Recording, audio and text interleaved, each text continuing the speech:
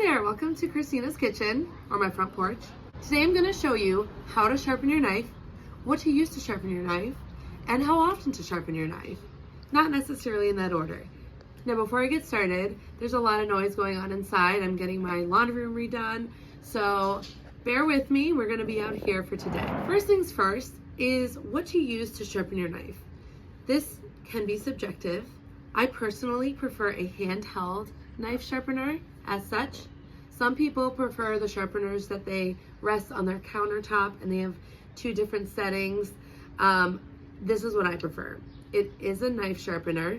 It is grainy, it's gritty, it has good control. This here is a honer. A honer is smoother. You can tell it has lines that go up.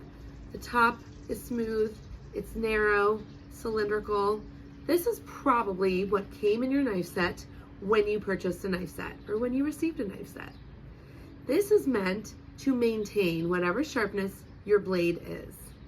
This, with the grittiness, with the sandiness, actually cuts into the metal to chip away the tiny little bits of metal to create a new surface, which ends up being sharper. So that's the difference. How often should you sharpen your knife? This is based on how often and what you are chopping. So generally speaking, if you cook at home, you could probably get away with 6 to 12 weeks without sharpening your knife.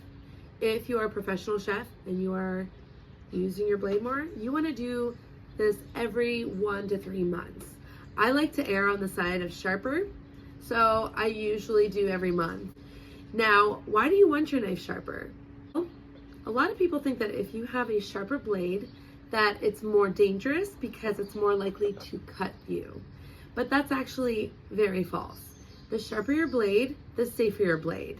This is because you have more control when you are cutting something.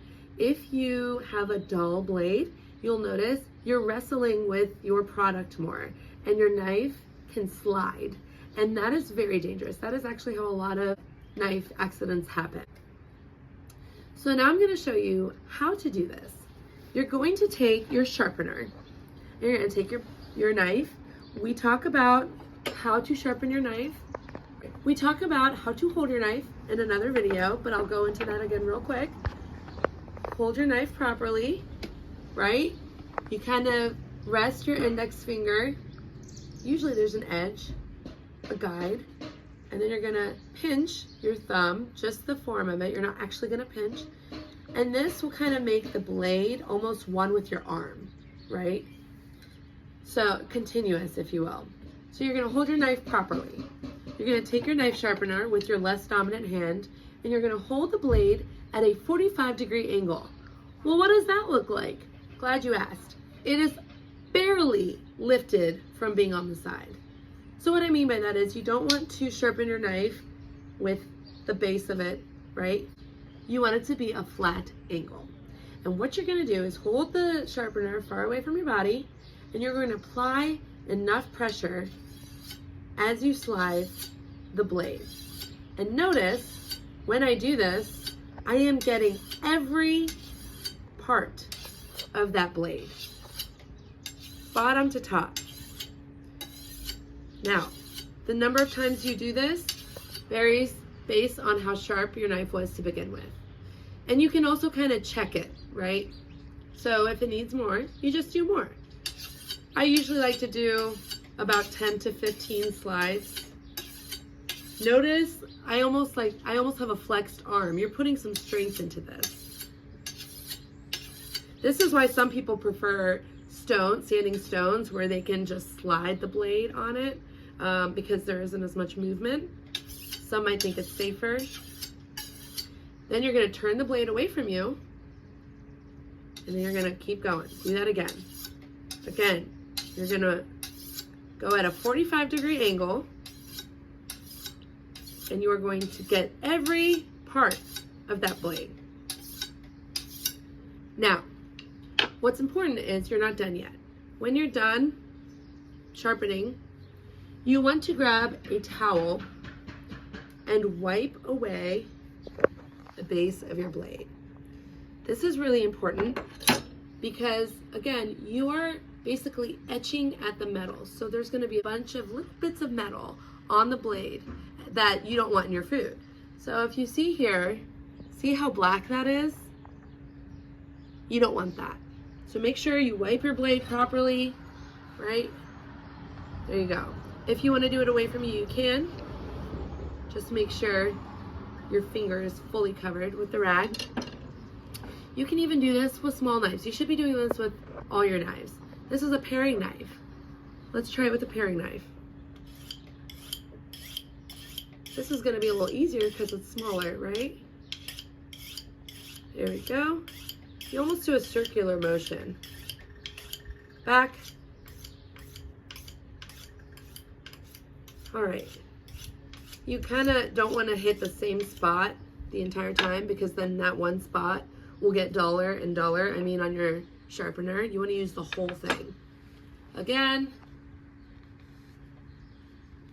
wipe away any metals. Another way you can tell if it's time to sharpen your knife is to see how it's cutting through objects. If you're slicing a tomato and it's taking more effort to slice through the skin and you're almost mashing the tomato, your blade is very dull.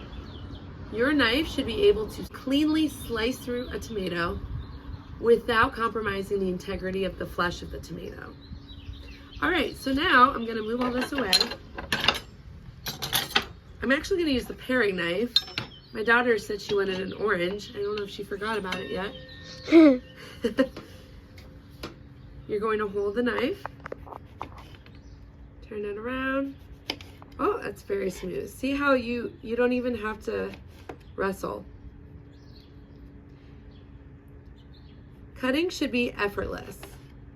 You shouldn't have to put much of your elbow into it, right? It should be able to all be done at your wrist.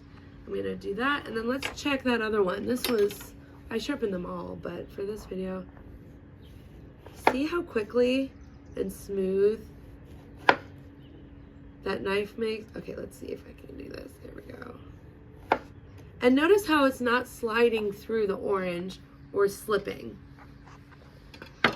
There you go. Look at that. You can even do really thin pieces. I would say all my knives are pretty sharp. If you found this interesting, if you liked it, or if you have questions, leave a comment. If you found this interesting, fascinating, or you learned something today, if you learned something today or just found this interesting, give it a like, subscribe to my channel, and you will get to see a lot of other tidbits, tricks, tips, and recipes from my kitchen to yours. Thanks so much.